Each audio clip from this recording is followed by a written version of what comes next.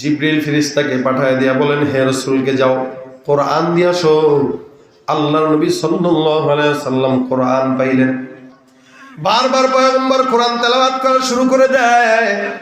বাসায় এসে খাদিজাকে ডাক দিয়া বলে, খাদিজা একটু চাদর দিয়া সুন্দর করে জড়ায়া ধরো, কেমন যেন ভয় ভয় লাগে।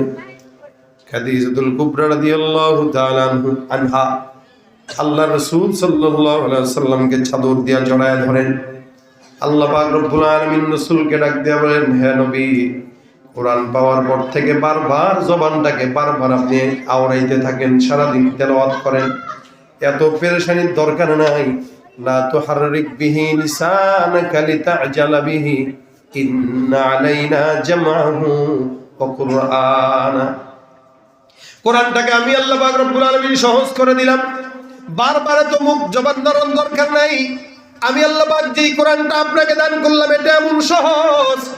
সব নবীদেরকে আমি আল্লাহ যেই কিতাবগুলো দান করলাম এগুলো সুন্দর করে বই আকারে ধরায় দিলাম। এরা বইয়ের মতো করে ধরে ধরে এক একজন পয়গম্বর নিয়ে গেলেন। সুন্দর করে যে এক একজন যার যার মতো তেলাওয়াত করলেন। উম্মতদেরকেও বললেন, নিজেরাও আমল করলেন। কিন্তু আমি আপনার জন্য যেই কোরআন দান করলাম এই কোরআনটাকে হাতের মধ্যে ধরায় নয়, আমি আল্লাহ পাক এই এক একটা আয়াত করে কোরআনটাকে আপনার সিনার মধ্যে ঢুকায় দিলাম। রাসূল আপনার সিনার মধ্যে কোরআন ঢুকে গেছে, আর টেনশন নাই। মনে রাখবেন, পকেটে টাকা থাকলে চুরি হয়, পকেটে টাকা থাকলে ডাকাতি হয়, ছিনতাই হয়। কিন্তু কোন জিনিস যদি বান্দার অন্তরে থাকে, ভালোবাসা যারা সমাজে পকেটে নিয়ে ফ্রি করে বেড়ায়, একবার আজকে এখানে কালকে ওখানে পরশুদিন ওখানে, এদের ভালোবাসা চুরি হয়। কিন্তু যাদের বাসা তার মালিকের জন্য, যাদের ভালোবাসা তার অন্তরের মধ্যে আছে, টাকা দিয়া কোটি কোটি টাকা দিয়া কোনোদিন ওই মুমিনের ভালোবাসাকে কোনোদিন খরিদ করা যায় না। ভাইরা আমার, আল্লাহ পাক রব্বুল আলামিন কোরআনটাকে হাতে দেন নাই, আল্লাহর নবী সাল্লাল্লাহু আলাইহি ওয়াসাল্লামকে সিনার মধ্যে আল্লাহ পাক কোরআনটাকে ঢুকায় দিলেন। আল্লাহ পাক ডাক দিয়া বলেন, কোরআনটা আমি আল্লাহ সিনার মধ্যে দিলাম, সুতরাং কোরআন কেউ নিতে পারবে না। সমস্ত নবীদেরকে একটা একটা করে আমি আল্লাহ কিতাব হাতে দিলাম, কিন্তু আপনার মতো মুহাম্মদুর রাসূলুল্লাহ সাল্লাল্লাহু আলাইহি ওয়াসাল্লামকে হাতে দেই নাই। একটা একটা আয়াত করে আমি আল্লাহ আপনার সিনার মধ্যে ঢুকায় দিলাম। সুতরাং এই কোরআনটাকে আমি আল্লাহ সহজ করে দিলাম। আল্লাহ পাক বলেন, ওয়ালাকাদ ইয়াসসারনাল কুরআনা লিযিকরি ফাহাল মিন মুদ্দাকির। কোরআনটাকে আমি আল্লাহ পাক রব্বুল আলামিন সহজ করে দিলাম। কেউ কি এখান থেকে উপদেশ নেবে না, শিক্ষা গ্রহণ করবে না? আল্লাহ পাক রব্বুল আলামিন কোরআনের মাধ্যমে শিক্ষা দিলেন। কোরআনের ভিতরেই আল্লাহ পাক শেফার শিক্ষা দিলেন, কোরআনের মধ্যে বিজ্ঞানের শিক্ষা দিলেন, কোরআনের মধ্যে গণিতের শিক্ষা দিলেন। এমন কোন শিক্ষা নেই যেই শিক্ষার মধ্যে আল্লাহ পাক রব্বুল আলামিন যে শিক্ষাটা কোরআনের মধ্যে দেন নাই।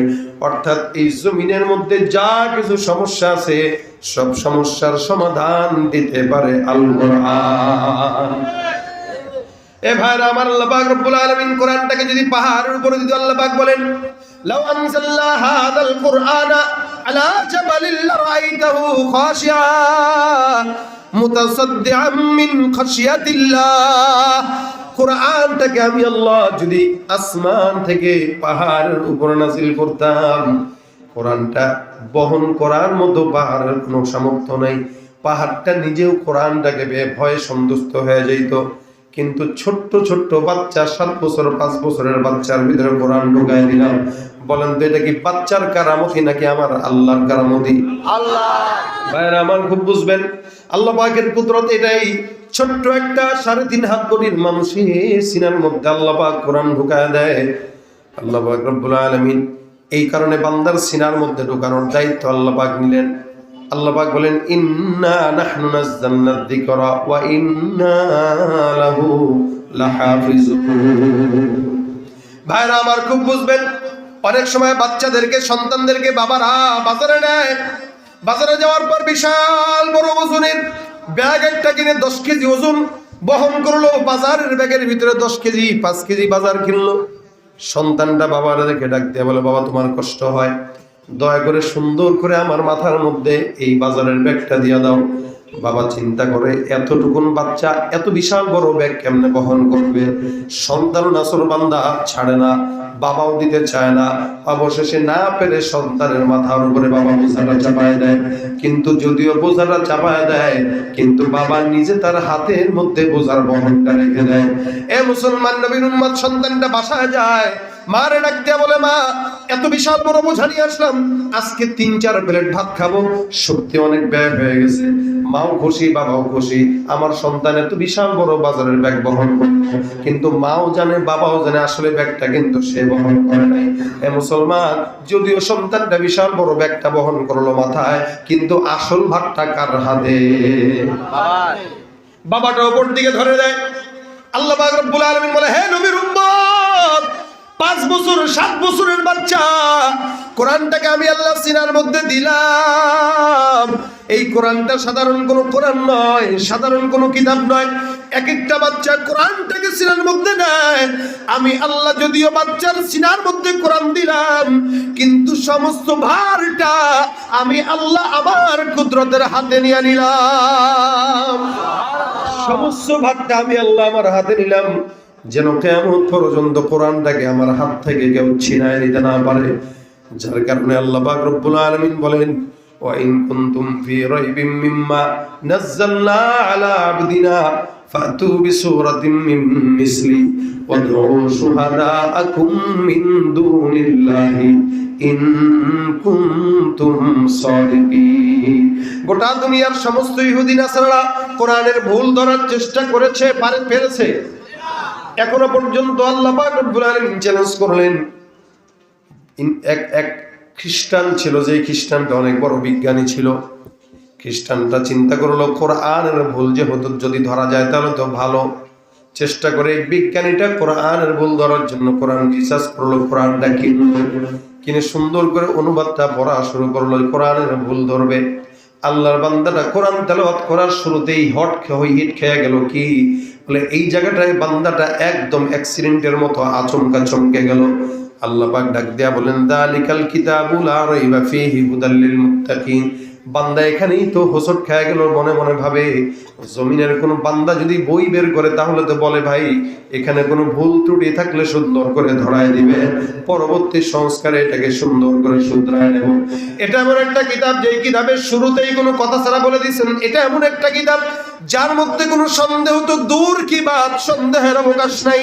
আল্লাহ পাক রব্বুল আলামিন এমন কিতাব লিখেছে, যেই কিতাবে বিন্দু মাত্র সন্দেহের অবকাশ নাই। এই বান্দাটা ভিতরে তাকায় দেখতে দেখতে, একায়াত করে রিসার্চ করতে করতে কোরআনের আয়নায় নিজের চেহারার ভুল ধরা পড়ে আল্লাহর বান্দা মুসলমান হয়ে জান্নাতি হয়ে গেল। তবু কোরআনের ভুল কোনো বান্দা জমিনে ধরার মতো সুযোগ হয় না। সুবহানাল্লাহ।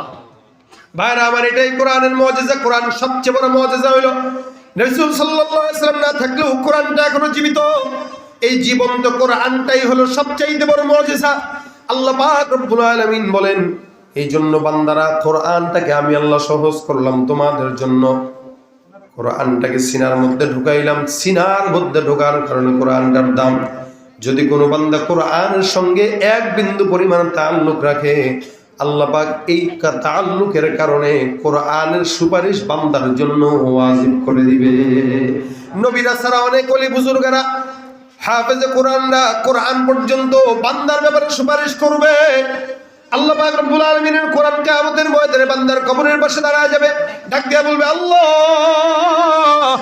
এই বান্দাটা আমাকে তেলাওয়াত করতো, আল্লাহ তুমি বান্দাকে তেলাওয়াতের কারণে, বান্দাকে কোরআনের সুপারিশের কারণে জান্নাত দিয়ে দাও। বলে, হ্যাঁ, কোরআনটাকে সম্মান করার কারণে বান্দা জান্নাতি হবে। হুসাইন আহমদ মাদানী রহমতুল্লাহি আলাইহি চমৎকার একটা ঘটনা উনার এক কিতাবের মধ্যে বর্ণনা করেন। উনি বলেন, দিল্লির মধ্যে এমন একটা এলাকা, যে এলাকার মধ্যে একজনও হাফেজে কোরআন ছিল না, আলেমও ছিল না। এক সময় আমাদের দেশেও ছিল। এক এলাকা জুড়ে, গোটা এলাকার মধ্যে একটা আলেম পাওয়া যেত না। দূর থেকে আলেমদেরকে ভাড়া করে নিয়ে এসে তারপরে জানাজার নামাজ পড়ানো লাগতো। সেই জামানা এক সময় ছিল, কিন্তু এখন নাই। এখন আলহামদুলিল্লাহ ঘরে ঘরে আলেম আছে না নাই? আলহামদুলিল্লাহ বাড়ছে। হোসেন আহমদ মাদানী বলেন, এক এলাকার মধ্যে একজন বান্দা জমিন থেকে বিদায় হয়ে গেছে। লাশটা জানাজা দেওয়ার মতো একজন বান্দাও জমিনে আর নাই। এই লাশটার জানাজা কে দিবে, দাফন কে দিবে, কেউ জানে না, সব মূর্খ। সারা রাত লাশটা উঠানের মধ্যে দণ্ডায়মান, লাশটা নিয়ে দাঁড়ানো, সবাই লাশের পাশে বসা। সকালবেলা যখন পথের দিকে তাকায় দেখলো একজন দাড়িওয়ালা টুপিওয়ালা বান্দা পথ দিয়ে হেঁটে যায়।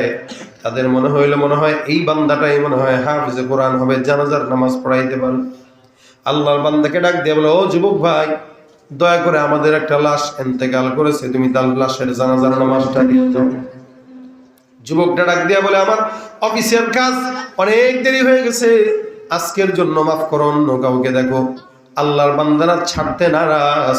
ওই বান্দাকে ডাক দিয়া সুন্দর করে লাশটার জানাজার ফয়সালা করে দেয়, কাফন দাফনের ব্যবস্থা করে তারপরে দাফন করে কবরস্থ করে বান্দাটা চলে যায়। তার অফিসের মধ্যে যখন যায় দেখে পকেটের মধ্যে যত গুরুত্বপূর্ণ ফাইল পত্র কাগজপত্র ছিল একটাও নাই, সব কোথায় যেন হারায় গেল। আল্লাহর বান্দা মনে মনে চিন্তা করে কোন জায়গায় যেন হারাইলো, না জানি কবরের মধ্যে কাগজগুলো পড়ে গেছে। যদি তাই হয় তাহলে বিপদের শেষ নাই, কারণ ওই এলাকার মানুষগুলো মনে হয় কবরটা খোঁড়ার জন্য অনুমতি দিবে না।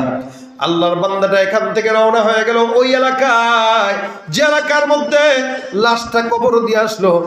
এলাকার মানুষদেরকে ডাক দিয়া বলতেছো, আমার ভাইয়ারা, তোমরা আমাকে একটা সুন্দর বড় একটা কাজ করে দিতে পারবা কিনা, উপকার করতে পারবা কিনা? এলাকার মানুষ বলে, আপনি এত বড় উপকার থেকে বাঁচাইলেন, আপনাকে যদি না করি তো কেমনে হয়? ভাই, আমি আমার কাগজটা কবরের মধ্যে রাখার সময় কাগজটা কবরে পড়ে যায়, তোমরা যদি দয়া করে কবরটা খনন করার জন্য আমাদেরকে দায়িত্ব দাও, কাগজগুলা উঠাবো, এরপরে আবার কবরটা আগের মতো খনন বন্ধ করে দিব। আল্লাহর বান্দা অনুমতি চাওয়ার সঙ্গে সঙ্গে এলাকার মানুষরা অনুমতি দিয়ে দেয়। আল্লাহর বান্দা আবার কবর খনন করা শুরু করে এলাকার মানুষদেরকে নিয়ে। কবর খুঁড়তে খুঁড়তে একটুখানি ফাঁক যখন কবরে হয়, আল্লাহর বান্দা এলাকার মানুষরা সহ সাক্ষী তাকে দেখে যেই কবরটা সকাল বেলা কবরস্থ করা হয়, আল্লাহর কি কুদরত, ওই কবরটার মধ্যে আল্লাহর আদেশে কেমন যেন জান্নাতের মেশক আম্বরের ঘ্রাণ ছড়ায়। কবরের মধ্যে জান্নাতের ঘ্রাণ।